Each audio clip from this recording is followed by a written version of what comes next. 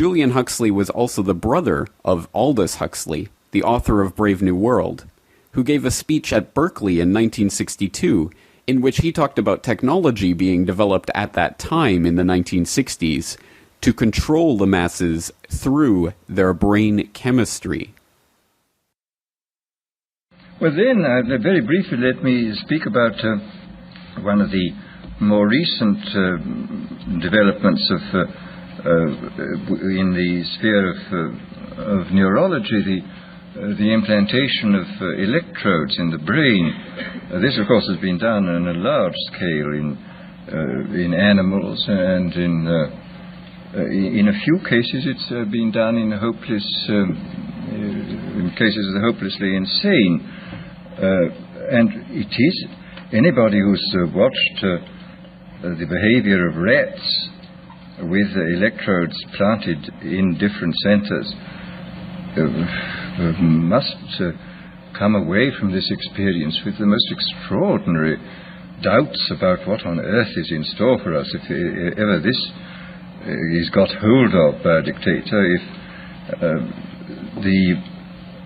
I saw not long ago some rats in Magoon's laboratory at UCLA.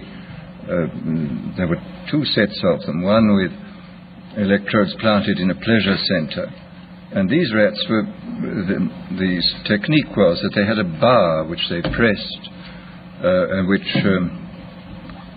turned on a very small current for a short space of time, which we had a wire connected with their electrode, and which stimulated this pleasure center, which was evidently absolutely ecstatic, because these rats were pressing the bar 18,000 times a day.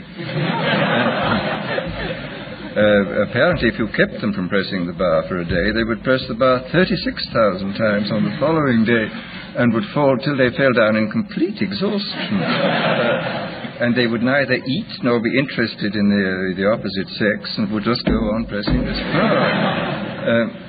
Then the most extraordinary rats were those where the electrode was planted halfway between a pleasure and a pain center, and where evidently the result was a kind of mixture of the most wonderful ecstasy in being on the rack at the same time. And you would see the rat sort of looking at its bar and sort of saying, to be or not to be, that is the question. And finally would approach and do it. And then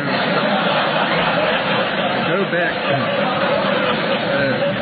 with this awful, if one can humanize or anthropomorphize, he was feeling something terribly mixed, and he would wait for quite a long time before pressing the bar again, but he would always press it again. This was the extraordinary thing. I noticed in this most recent issue of Scientific American, there's a very interesting article on electrodes in the brains of chickens, where the technique is very ingenious. You sink into their brains a little socket with a screw on it, and the electrode then can be screwed deeper and deeper into the brain stem, and you can test at any moment, according to the depth it goes in fractions of a millimeter, of what you're stimulating. And these creatures are not merely stimulated by wire.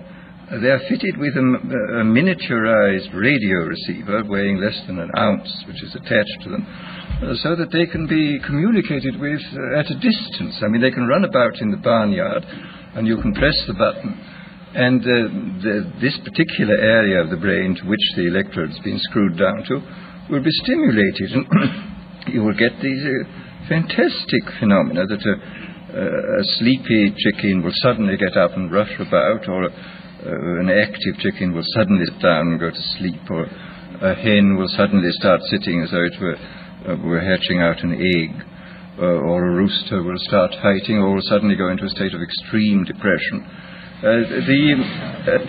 The whole picture of the absolute control of the drives is terrifying. And in the few cases in which this has been done with very sick human beings, the effects are evidently very remarkable too. I was talking last summer in England to Gray Walter, who is the most eminent exponent of the electroencephalogram techniques in England, and he was telling me that he's seen hopeless inmates of asylums with these things in their heads, and that these people were suffering from uncontrollable depression.